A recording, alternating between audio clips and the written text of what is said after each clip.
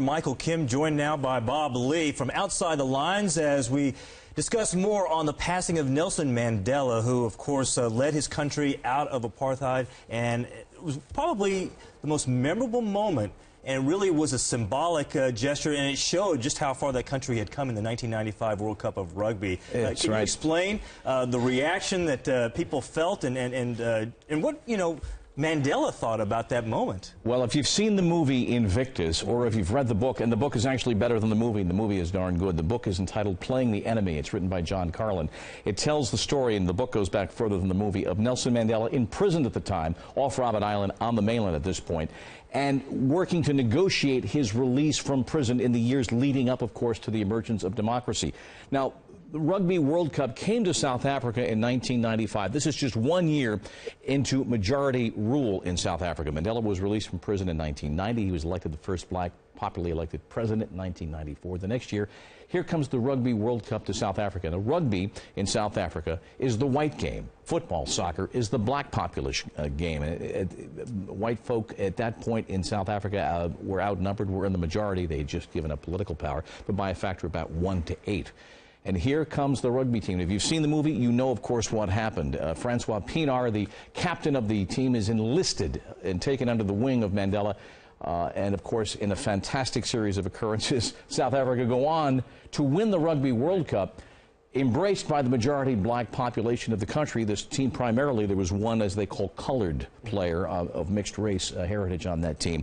And the famous dialogue on the field at the conclusion at Ellis Park in Johannesburg when the President Mandela turns to Pienaar and says, "Thank you for what you've done for your country." And Pienaar responds, "No, thank you, Mr. President. Thank you for what you've done for our country." I've had occasion to stand about 20 feet on the pitch from where that conversation took place. Alexi Lalas and I were there in 2010. And there's a very palpable sense of history in Ellis Park. That was 1995. And, of course, Madiba, and he is known by his tribal name in South Africa, not known as Nelson Mandela. Madiba, his last public appearance was the night of the World Cup final at Soccer Park in Johannesburg, the night that the Netherlands was to play against the eventual world champion Spain. He was driven out on a golf cart in such frail health even then, nearly 4 years ago, that his wife Gracela had to help him to hold up his arm and wave to the crowd. But to many people, that was the emotional high point of World Cup 2010. And South Africa getting the World Cup then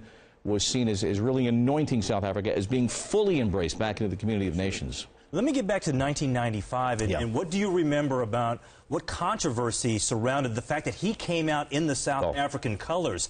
Can you share with us what that was like at that moment? To embrace this team as the national team, I mean, this was a very tenuous time. The African National Congress, which since that day, since 1994, has held political power in South Africa, it was a very violent passage to democracy for South Africa. There were 4,000 lives that were lost between, and there, of course, you see exactly what happened there. Francois Pienaar and that conversation taking place.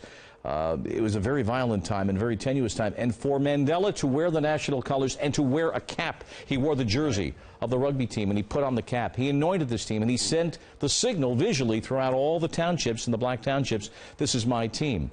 And so the movie, I won't say dramatizes it, because it tells an accurate story that when they did beat their opponents in that game, I believe it was New Zealand, and it became apparent at the end they just had to kill the clock. It was an ebullient moment throughout all of the South African nation.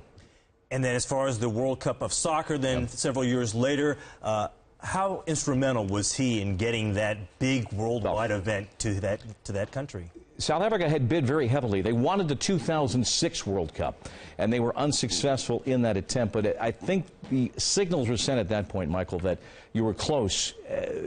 Come back again in 4 years. And certainly, even after leaving office as president, Mandela would continue to be the front man. And there's anyone who's familiar with international soccer politics, there's a lot of politicking that has to go on at this point.